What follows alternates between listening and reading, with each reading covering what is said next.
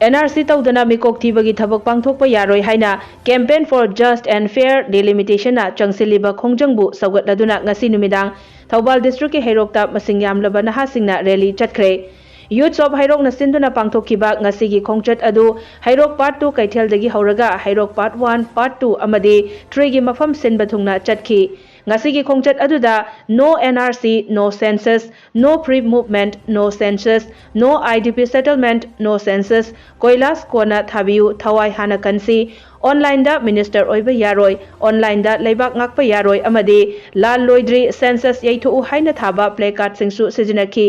खोंगचट अदुगा मरी लेनना youth of Heirok की active member L ऋषिकांतना हाई ngasi हैरोक की नहा सिंगना हौनरुपा तौदना चटलिबा खोंगचट असे मणिपुर हौजिक ओइरिबा फिबम असिदा मणिपुर लैंगाकना मिकोक थीनबा होनरकलिबा असि याबा ngamloi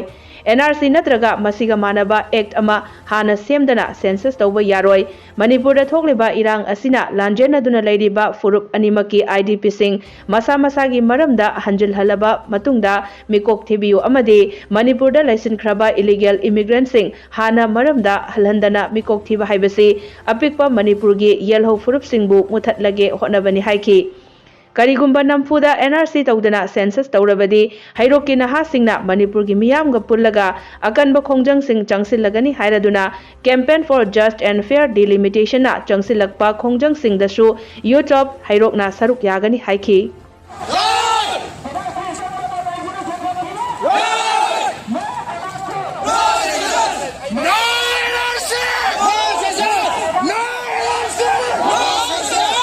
मुर्खिदरोबा अखोगी मपांगन सोलबा फुरुप अखोगी इंडिजिनस मुफन सिंगसिबो सोगन मयाबा अखोगी अतोप अतोप इमिग्रेंट सिंगना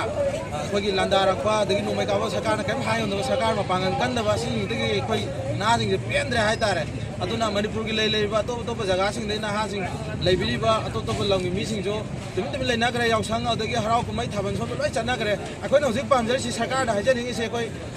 सेंसस है सेंसस मितांग से अखोई no NRC no census NRC तौद्री फौदा अखोई सेंसस असिमा तौबिगनो अदुगा अखोई लांजेनरबा लांजेनरबा अखोई IDP सिंग मयुम थादोबा मै चाखरबा सिंगसे मसा मसागी लमदा हंजिनरबा मतुंदा अखोई चुचामपुर दगी लांजेलकपा अदगी इम्फाल चुचामपुर लांजेंगिबा कुकी मैतै ग्रुप नायदना लोना हंजिल मतुंदा सेंसस तौबियु अदुगा अखोई लेरिबा मुखिदरोबा अखोई म्यांमार लान तौरे अदगी मणिपुर में चंगसिले सुमाना लेगिबा इमिग्रेंट अखोई हेंदोय हेलिबा मी मैम यारगा सेंसस तौबिरगदी ग्रुप मचा मचा लेरिबा मणिपुर की ग्रुप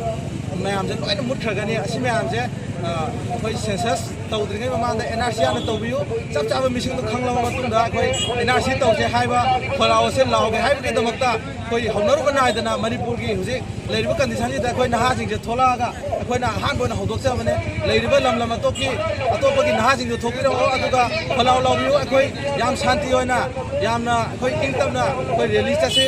हाइबा वहामले थमजरी NRC तौरबा मतुंदा सेंसस टिबियो हाइबसे मणिपुर दा लेरिबा इंडिजिनस पीपल खुदिमकी अपामने मसिगी वांगदा सरकार असिना